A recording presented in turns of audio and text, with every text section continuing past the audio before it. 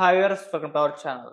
Betting apps promote చేస్తున్న influencers పైన, సెలబ్రిటీల పైన కేసులు నమోదవుతూ వస్తున్న నేపథ్యంలో ఇప్పుడు ఇంకొక బ్రేకింగ్ న్యూస్ ఏంటంటే 'ప్రభాస్' గారు అండ్ 'బాలకృష్ణ' గారు, 'గోపీచంద్' గారు వీళ్ళ పైన కూడా ఆ కేస్ అంటే ఫిర్యాదు చేయడం జరిగింది. వీళ్ళు కూడా బెట్టింగ్ యాప్స్ ప్రమోట్ చేస్తున్నారని చెప్పేసి అడ్వకేట్ రామారావు గారైతే పోలీసులకైతే ఫిర్యాదు చేశారు.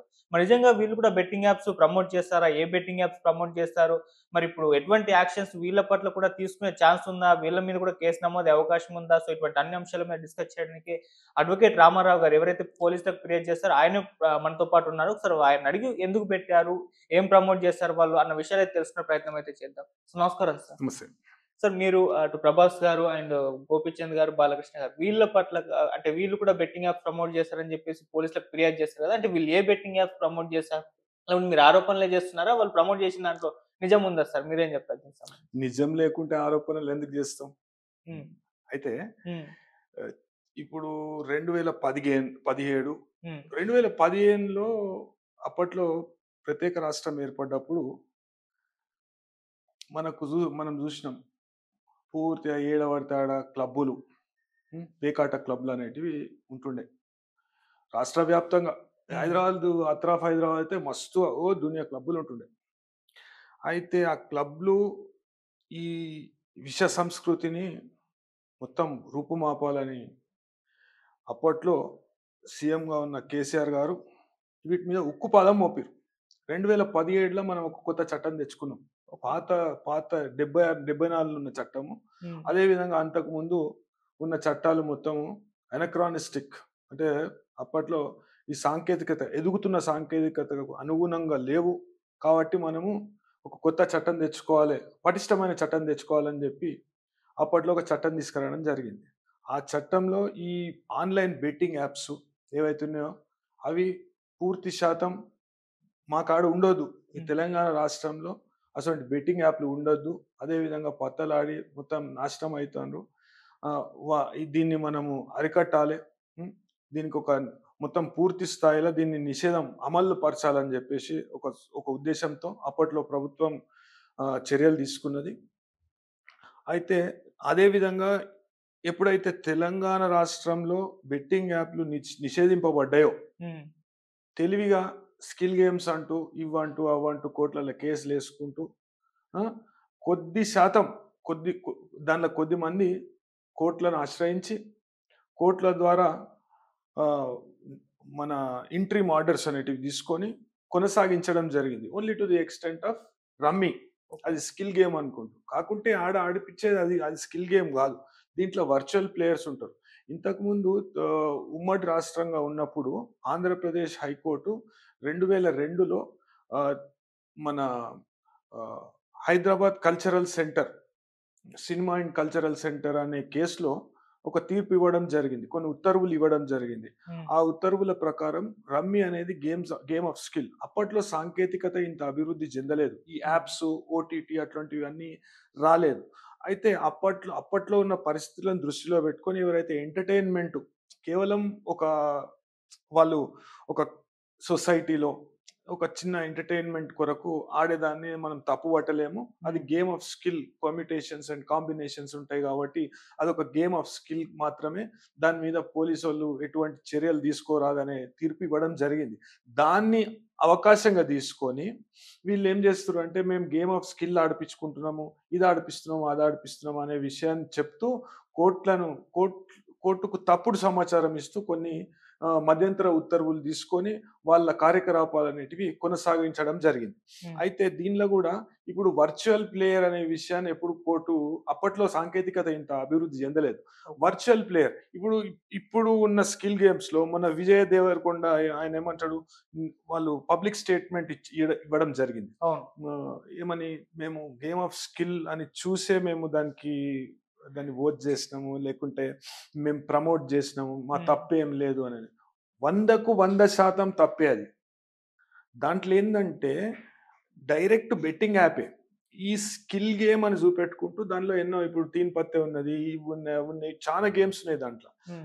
అట్లా అయితే ఈ సాంకేతికతను ఆధారంగా చేసుకొని ముగ్గురు ప్లేయర్లు 6 మంది ఆడతారు రమ్మీ. ఓకే. 6 మందిలా ముగ్గురు వర్చువల్ ప్లేయర్స్ ఉంటారు దాంట్ల. హ్మ్. ఇప్పుడు వర్చువల్ ప్లేయర్‌తోని ఆడుమని కోర్ట్ ఏడ చెప్పలే. వర్చువల్ ప్లేయర్ అనేది ఇప్పుడు ఆ గేమ్ మొత్తం ఒక ఆల్గోరిథంతో సెట్ చేస్తారు. హ్మ్. ఆల్గోరిథం ఏం చేస్తదంటే మొదటి 10 సార్లు గెలుస్తాడు ప్లేయర్. పెట్టు డైరెక్ట్ మనీ అనేది పెడతాడు దాంట్లో. హ్మ్. డైరెక్ట్ మనీ పెట్టినంక డై ఆళ్ళేం చేస్తారంటే ఒక 10, 15 సార్లు గెలిచినాక కూడా పైసలియ్యరు. రోజు నువ్వు 500 తీసుకోవాలి, 200 తీసుకోవాలి, వీడు పెట్టేది మొత్తం పెడతాడు. అవును. అంటే ఒక 7,000 8,000 పెడతాడు. నీకు బోనస్ ఇస్తాము, ఇది ఇస్తాము, అది ఇస్తాము అని చెప్తాడు. వాడు ఆడతాడు. ఆడి 10, 15 సార్లు గెలుస్తాడు. గెలిచి వాడు పెట్టిన పైసలే వానికొస్తాయి. హ్మ్. కొద్దిగా ఎక్కువొస్తాయి. ఎక్కువ వచ్చిన పైసలు కూడా వాళ్ళు ఏం చేస్తారంటే, నువ్వు రోజుకి 500 తీసుకోవాలి. దానికొక లిమిట్ ఉంటది. విత్‌డ్రాయల్‌కి లిమిట్ ఉంటది. అవును. బెట్టింగ్‌కి లిమిట్ ఉండదు. హ్మ్. విత్‌డ్రాయల్‌కి లిమిట్ ఉంటది. ఓకే. అయితే లిమిట్ ప్రకారమే వానికి రిటర్న్ ఇస్తారు. అదే వాడు నేను గెలుస్తున్నా గదా! అనే ఆశతోని ఏం చేస్తాడంటే ఇంకా పెడతా పోతాడు దాంట్లో. నాకొస్తాయి గదా! వస్తాయి గదా! వస్తాయి గదా! అని. అదొక వ్యసనం లెక్క తయారైతది. హ్మ్. అయితే పెడుతున్న కొద్దీ ఒక మనిషి 70 సార్లు కన్జ్యూమ్ చేస్తాడట. అంటే స్టాండర్డ్స్ ప్రకారము ఓకే. 70 సార్లు కన్జ్యూమ్ చేస్తాడట. ఇది 70, 30 రేషియోలో జరుగుతది. హ్మ్. అంటే 30 మార్కెట్‌లు ఇడిచిపెడతారు. వాడు పెట్టిన పైసని 30 మార్కెట్‌లు ఇడిచిపెడతారు. ఓకే. మార్కెట్‌లో ఇడిచిపెట్టి నువ్వు గెలిచినావు, గెలిచినావు, గెలిచినావు అని చూపెడతారు. చూపెట్టి ఇది ఎట్లుంటదంటే మనము మహాభారతంలో అశ్వత్థామ హత హ్మ్. ఆడికి ఇడిచిపెడతాడిగ. ఆ ఏనుగు చచ్చిపోయిందా? మనిషి చచ్చిపోయిందా చెప్పాడు ఆడు. ఓకే. అంతలోపు ఈడు చచ్చిపోతాడు.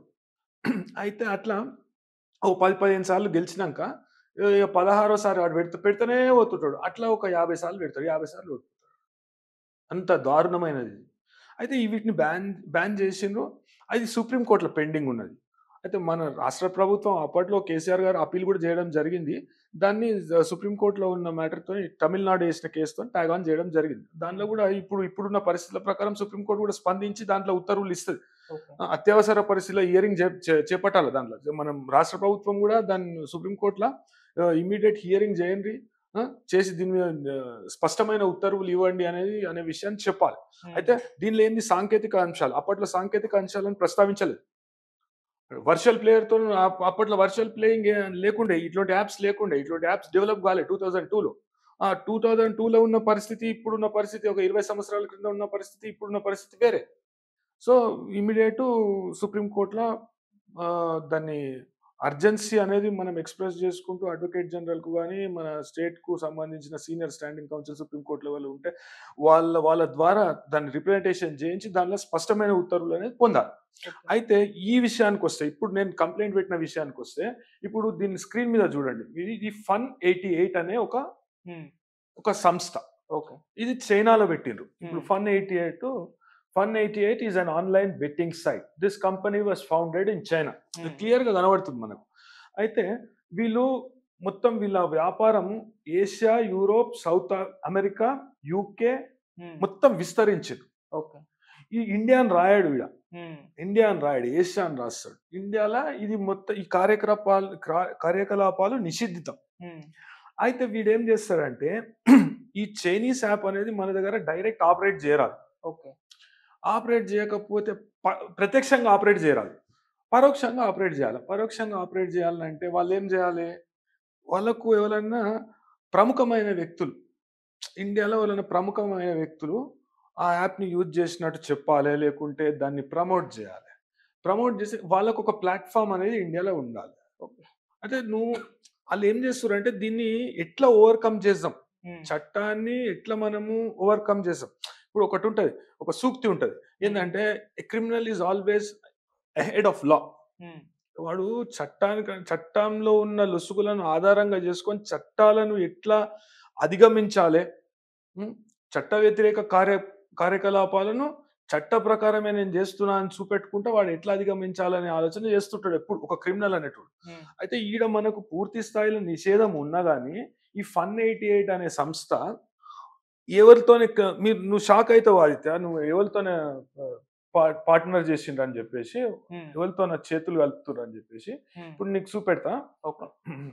ఇదేందంటే ఫన్88. ఫన్88 అనేది యాప్. హ్మ్. నీకు చూస్తే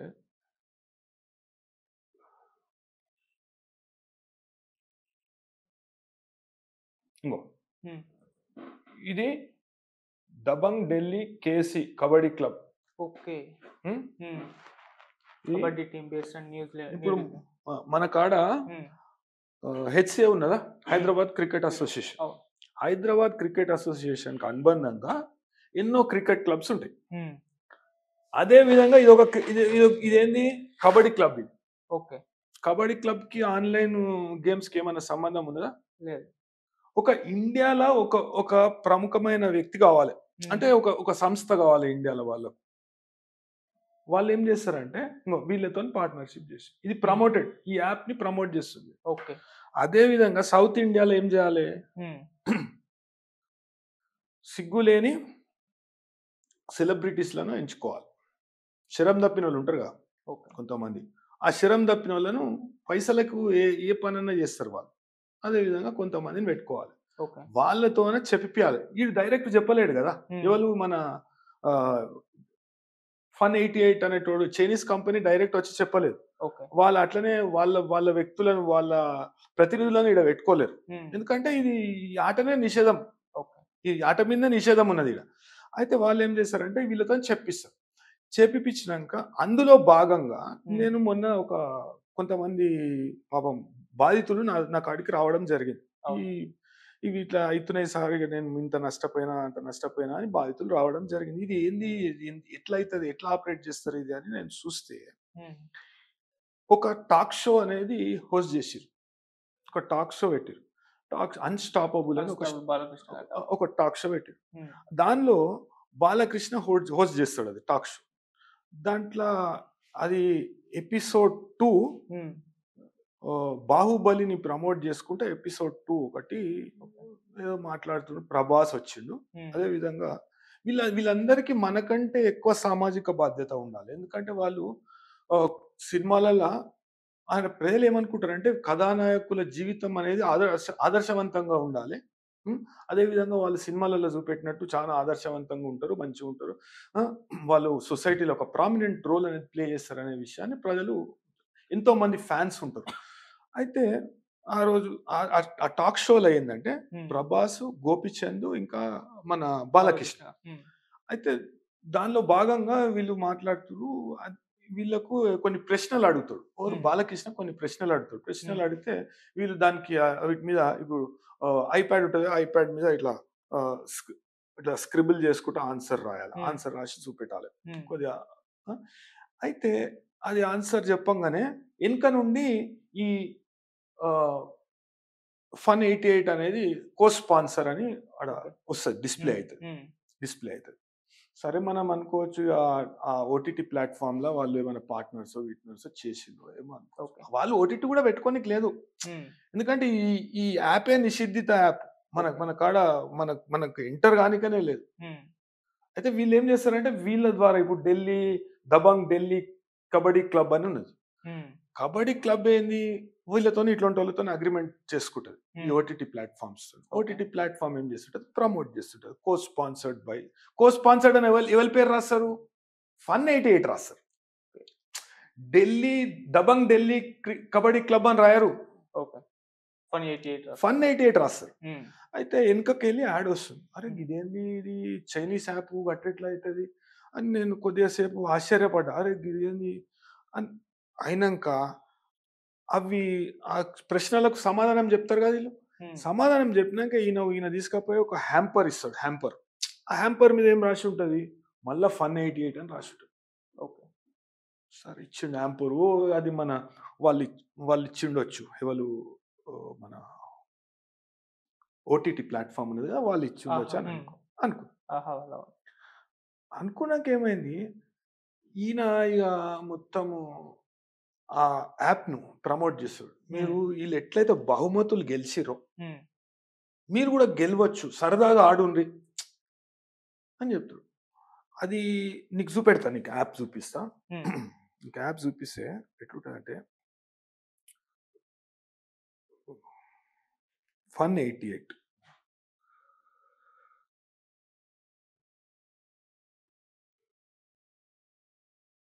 ఇది నీకు ప్లే స్టోర్‌లో దొరకదు. ఓకే. అది బ్యాన్ చేశారు కాబట్టి. ప్లే స్టోర్‌లో దొరకదు. నీకు హ్మ్. క్రోమ్‌లో దొరుకుతది. ఓకే. ఇప్పుడు ఈడ ఏం గేమ్స్ ఉన్నాయి చూడు. యాడ్స్ వచ్చినాయి. ఇది ఏవియేటర్ అని ఒక గేమ్ ఉంటుంది. ఓకే. ఇట్లా ఈ ఏరోప్లేన్ ఎగురుతుంటే వీడు పైసలు పెట్టాలన్నట్టు. ఒకసారి అటు కూర్చోండి సార్. హ్మ్.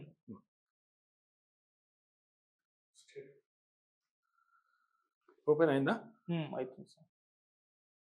ఆ బెట్ 10 రూపీస్ ఆ. Indian rupees.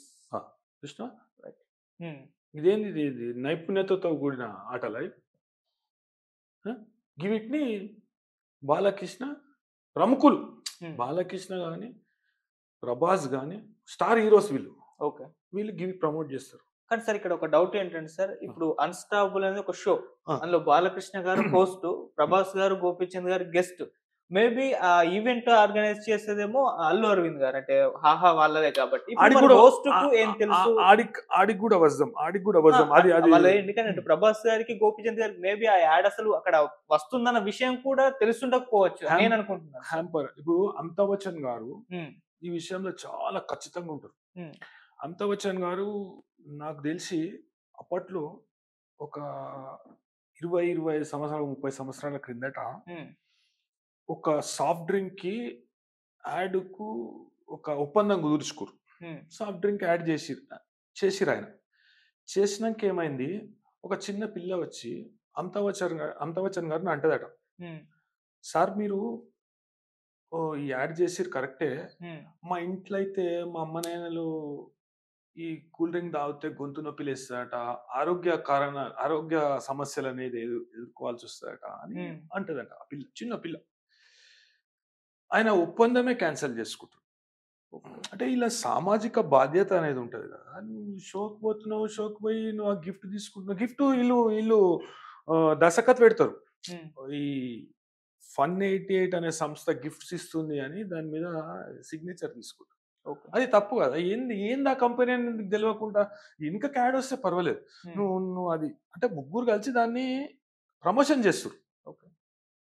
గిఫ్ట్స్ వస్తాయి, ఇదొస్తాయి, అదొస్తాయి అనేది. ఈ కనీస సామాజిక బాధ్యత అనేది ఉండాలి. ఏం చేస్తున్నావు అనేది ఇప్పుడు కొంతమంది బాలీవుడ్ హీరోస్‌కు గుట్కాలకు ప్రమోషన్ చేసిర్రు. అవును. అప్పట్లో పెద్ద ఇష్యూ అయింది. హ్మ్. అంటే గుట్కా అని చెప్పకుండా ఏదో చెప్పి ఇక జుబా కేసరి అని, ఈ కేసరి అని, ఆ కేసరి అని చాలా మొత్తం భారతదేశం వ్యాప్తంగా ఆహ్, చాలా మంది ప్రజలు ఏమన్నారు, "అరే! గిట్ల ఎట్లా చేస్తారు? అది హానికారకమైన వస్తువు. అది తినొద్దు. గుట్కాలు మొత్తం అంతటా బ్యాన్ ఉన్నాయి. దాన్ని ఇట్లా ప్రమోట్ చేయడం కరెక్ట్ కాదు" అనే విషయాన్ని చేశారు. ఓకే. అదే విధంగా ఇంతకుముందు బాలీవుడ్ స్టార్స్ కొంతమంది చైనీస్ యాప్స్ కొన్ని ప్రమోట్ చేసిర్రు. హ్మ్. ప్రమోట్ చేసిర్రు. ఇంకోటి ఒక Pakistan based app. Gaming app. దాన్ని బ్యాన్ చేసిర్రు. హ్మ్. దాన్ని తీసేసిండ్రు సోషల్ మీడియా ప్లాట్‌ఫార్మ్ నుండి. అయితే అవిటిని ప్రమోట్ చేసిర్రు. ఈడీ కేస్ పెట్టిందవి. ఓకే.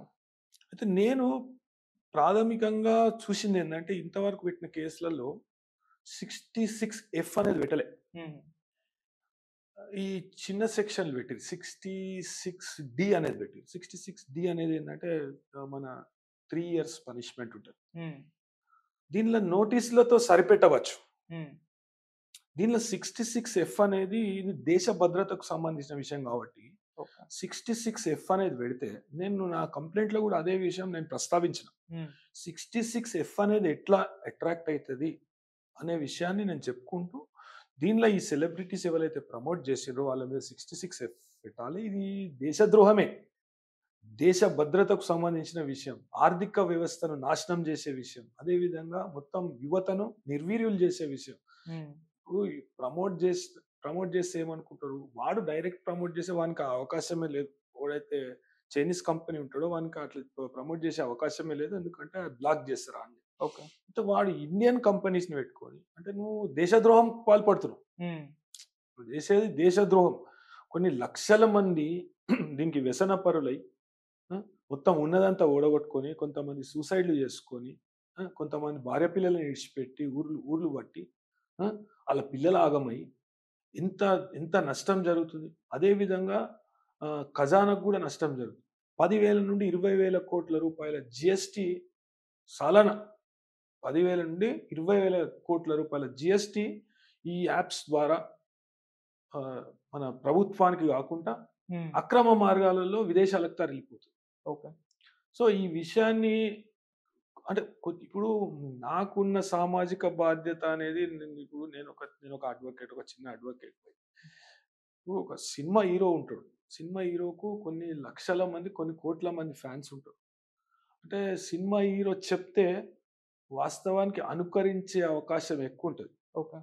ఏదైనా సినిమా హీరో సొసైటీలో ఏదైనా చెప్తే, ఆ పని ప్రజలు చేసే అవకాశం చానా ఉంటది. హ్మ్. ఆ మోటివేషన్ అనేది దాని ద్వారా కలుగుతది. అయితే అంత పెద్ద వ్యక్తులు ఇసొంటివి ప్రమోట్ జేయరు. ఆళ్ళకి పైసలేమన్నా తక్కువనా? సార్ 'ప్రభాస్' గారు నేరుగా ఇది వాడండి, దీంట్లో బెట్ చేయండి అని చెప్పేసి అటువంటి యాడ్ ఏమి చేయలేదు. జస్ట్ ఆయన అంటే ఈవెంట్‌కి పిలిచుంటారు, వచ్చుంటారు. మేబీ దాని మీద ఫన్ 88 ఉందని ఆయనకు తెలిసి కూడా ఉండకపోవచ్చు. పట్టించుకోని కూడా ఉండకపోవచ్చు. అలాంటి జస్ట్ వచ్చారు, షూట్ కొద్దిగా చేసుకున్నారు, వెళ్ళిపోయి ఉండొచ్చు కదా! కొద్దిగా బాధ్యతతో మెలగాలి. హ్మ్. కొద్దిగా బాధ్యతతో మెలగాలి. హ్మ్. ఇప్పుడు 'ప్రభాస్' గారి మీద గాని, 'గోపిచంద్' గారి మీద గాని హ్మ్. ఆహ్, ఈ 66 అనేది అట్రాక్ట్ కాకపోవచ్చు. ఓకే. కాకుంటే 66 అనేది అట్రాక్ట్ అయింది. హ్మ్. అది నథింగ్ బట్ చీటింగ్ అది. ఓకే. వచ్చి కూర్చొని ఆ గిఫ్ట్ హ్యాంపర్స్ తీసుకోవడము, దాంట్లో సైన్ చేయడము, ఇప్పుడు ఆహ్, ప్రైజ్ వస్తదని ఈయనకు తెలుసా? ఓళ్ళకి 'ప్రభాస్' గారికి తెలుసా? ప్రైజ్ వస్తదని తెలవదుగా. హ్మ్. ఆ! ప్రైజు అనేది ఎట్లా అష్యూర్ చేస్తారు? మీరు గిఫ్ట్స్ వస్తాయి అనే విషయాన్ని ఎట్లా చెప్తారు? హ్మ్. తప్పు కదా అది. అదే ఈ విషయాన్ని లేచిపోవాలి ఆడికెంచి. అట్లా ఎట్లొస్తాయి? ఎందుకు ఆడమంటుర్రు? ప్రజలను ఎందుకు ఆడమంటుర్రు? బాధ్యత లేదా? రేపు రేపు పొద్దుగాల ఇప్పుడు ఎందుకు ఆహ్, ఒక షోలో అయితే హ్మ్. సాక్షాత్తు మన ఆంధ్రప్రదేశ్ ముఖ్యమంత్రి గారు, ఇంకా వాళ్ళ కొడుకు లోకేష్ బాబు గారు. ఇద్దరున్నప్పుడు బాలకృష్ణ డైరెక్ట్ ప్రమోట్ చేస్తుండు. ఎనకకెళ్ళి యాడ్ వస్తుంది. ఓకే. ఫన్ 88 అని. అంటే ఇది నిషిద్ధిత యాప్ అని తెలవదా ఆళ్ళకు? మరి ఏది చూపెడితే అది నువ్వు ప్రమోట్ చేస్తావా? కరెక్ట్ కాదు కదా! అది. హ్మ్. ఆహ్, ఇప్పుడు అడ్వర్టైజ్‌మెంట్ కౌన్సిల్ ఆఫ్ ఇండియా ఉంటది. కొన్ని నిబంధనలుంటాయి. నువ్వు ఏది పడితే దానికి యాడ్ చేయరాదు. నువ్వు అదే ఓటీటీ ప్లాట్‌ఫార్మ్ ప్రమోట్ చేస్తుంది. నేను చేస్తలేను. నేను ఉత్త టాక్ షోనే పెడుతున్నా అంటే నువ్వు ఓటీటీ ప్లాట్‌ఫార్మ్‌ని చెప్పాలి తీసేయమని. ఓటీటీ ప్లాట్‌ఫార్మ్ విషయానికి తర్వాత వద్దాం. ఓకే. ఓటీటీ ప్లాట్‌ఫార్మ్ మీద ఇంకా పెద్ద కేసయితది. హ్మ్.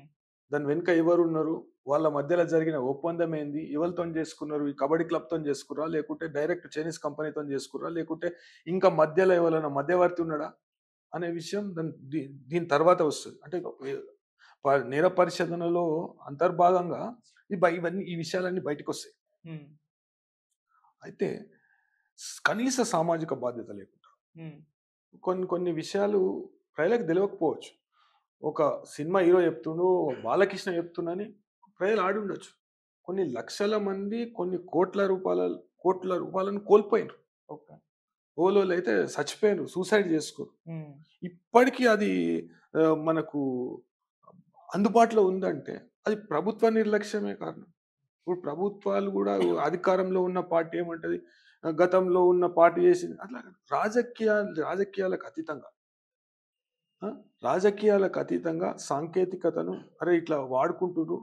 ఆహ్, దు ఫారిన్ కంట్రీల నుండి ఇట్లా యాప్స్ అనేటివి తయారు చేసి ప్రజలను మోసం చేస్తుండ్రు అనే విషయాన్ని గుర్తించి రాజకీయాలకు అతీతంగా ఇప్పుడు మనకు పోలీస్ శాఖ తీసుకున్న చర్యలు చాలా అభినందనీయం. మేబీ మొదటిసారేమో భారతదేశంలో. ఇంకొకటేందంటే క్రిప్టో కరెన్సీ మన సైబర్ పోలీస్ గాని, మన హ్మ్. లా అండ్ ఆర్డర్ పోలీస్ గాని మొన్నటిదాకా క్రిప్టో కరెన్సీ పట్టిండు. అంటే ఇట్లా బెట్టింగ్ యాప్‌లల్ల గాని, లేకుంటే వేరే మోసపూరితమైన ఉద్దేశాలతోని యాప్స్ తయారు జేసి ప్రజలను మభ్యపెట్టి పైసలు కొట్టేసుట్ల చానా యాప్స్ ఎన్నో రన్ అయితున్నాయి. అయితే హ్మ్. ఆ యాప్స్ పేమెంట్స్ ఎట్లా చేస్తున్నాయి? చెల్లింపులు ఎట్లా చేస్తున్నాయి? అనే విషయాన్ని గుర్తించిన మన పోలీస్ ఏం చేసిందంటే 71,00,000 క్రిప్టో కరెన్సీ పట్టారు. ఓకే. భారతదేశంలో మొదటిసారి హ్మ్. తెలంగాణ పోలీస్ ఎఫర్ట్స్ అనేటివి చాలా ప్రశంసనీయం. బట్ అయితే పోలీస్ వాళ్ళకి గూడా అందకుండా మేము ఎట్లా చేయాలి క్రైమ్ అనే విషయాన్ని నేరగాన్లు ఏం చేస్తుర్రు అంతర్జాతీయంగా ఆపరేట్ చేస్తుర్రు. హ్మ్. ఇట్లాంటోళ్ళని అడ్డం పెట్టుకుంటారు. ఇట్లాంటోళ్ళు కనీస సామాజిక బాధ్యత లేకుండా, కనీస సామాజిక స్పృహ లేకుండా ఇట్లా ప్రమోట్ చేసి ఎంతోమంది మోసపోవడానికి కారణమైతున్నారు.